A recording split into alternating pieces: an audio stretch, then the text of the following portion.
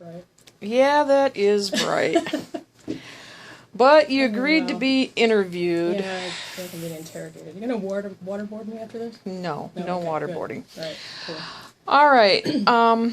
I doubt you've seen the GoFundMe page that I put up, but I do describe our friendship, how long we've been each other's friends, and how we kind of sort of are in this situation. In a nutshell, why don't you explain how you became a disabled vet that needs to move up north? I just, starting from when I got hurt, or Well, why did you join? why did I join? Because I was really not happy about 9/11. I was living in Michigan, well, you know this, but it really changed everything. And a couple of years after the fact, I still felt like I had a dead-end job that wasn't contributing anything to making the world a better place. So I was looking for a job, and I saw an ad for a job, and it turned out to be in the military. And I thought, well, why not? And I always wondered if I could do it, and it turns out that I could, just not for very long. Because when I went on my first and only deployment in 2005 to Iraq, I was injured over there. I took a bad fall off of a truck and messed up my back and stuff. And long story short, I now have other disabilities that have come up after the fact. It took a while for the VA to find in my favor that they were actually service-related. I'm still waiting for them to come down with a ruling on my Parkinson's disease, which is probably going to be ruled as part of Gulf War syndrome. But I'm still waiting to hear on that. I've heard about all these other things, but my rating was really low for the amount of inability that I have. So I wasn't really making enough money to live on, and I had to work as a college English instructor for a few years. But that didn't really pay very well. I mean, those adjuncts, you know, that they live hand to mouth. So everything came to a head this summer. I ended up having to declare bankruptcy and give up the house. So moving back up to New York, where my family is from. And I guess that's why we're doing this, right? Mm-hmm. Now, what's some of the difficulties we're having in moving? Well, here's what kind of why we're doing the GoFundMe in a nutshell. We've got a place to go. My mom has graciously offered us a place, but we need some money to help getting there.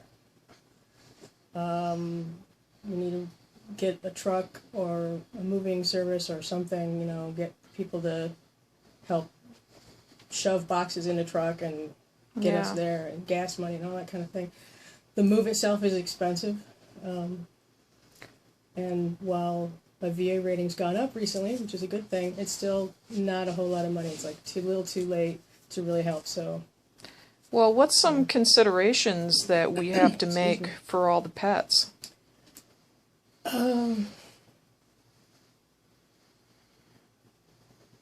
Well, we need to transport them.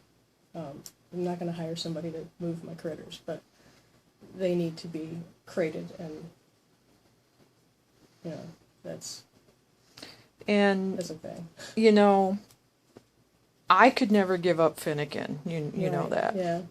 But you know, if someone comments, well, if you're that sick, why are you moving all of them? You know, why not better homes?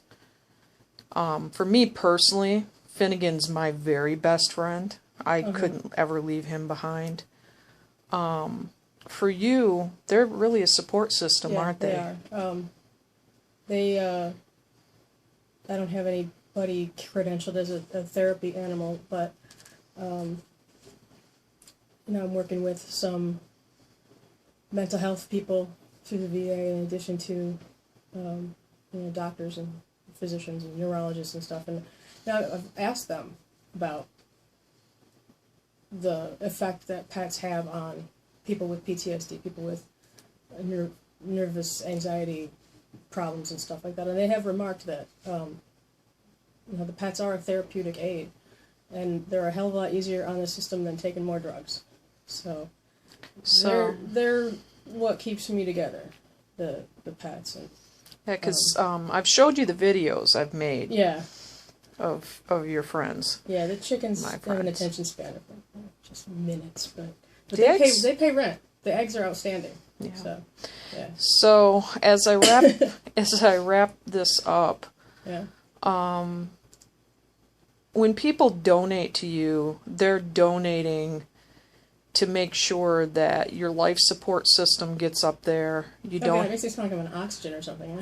Well, I mean, it would be very hard on you if you had to give things up. Yeah, And plus, you have antique furniture from your grandparents my and great things. grandparents. Yeah. I've got a few. There are a few pieces of furniture that I really don't want to give up. I mean, if I had to ditch and switch right now, I would grab the pets and a couple days worth of clothes and go.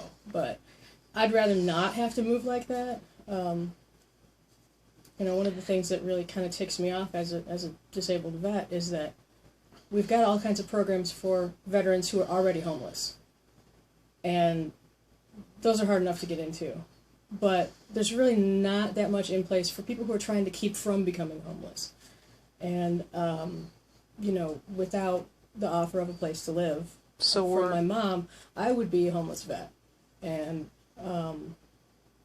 that's one of the things that it's a terror for me to end up like that. And Mom says, well, I won't let you end up like that, and I give her props for that, but I don't want to lean too heavily on her, and she really doesn't have the money to spot me this move. So I'm going to try to do all I can, and that's why we're doing this appeal for GoFundMe, to see if we can get some people to pony up, contribute. I don't want to make people feel bad for me, but I'm just saying, hey, if you $5 here and there. $5 here or there. Yeah, enough people. A lot of people get asked to donate to these causes that they don't know anybody. There's no face to go with the plea, and there's a face right here. And if you send money to my GoFundMe, you'll know it's going to help this one veteran not become homeless.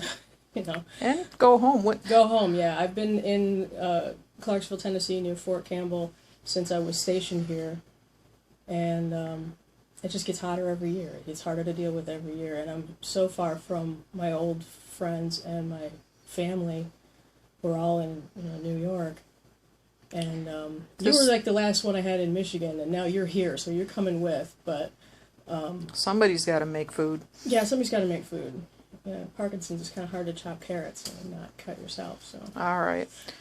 So, on behalf of you, the animals... Yeah, me and the animals, and Kat, the illustrious roommate. Are we ever going to see you on one of these? No.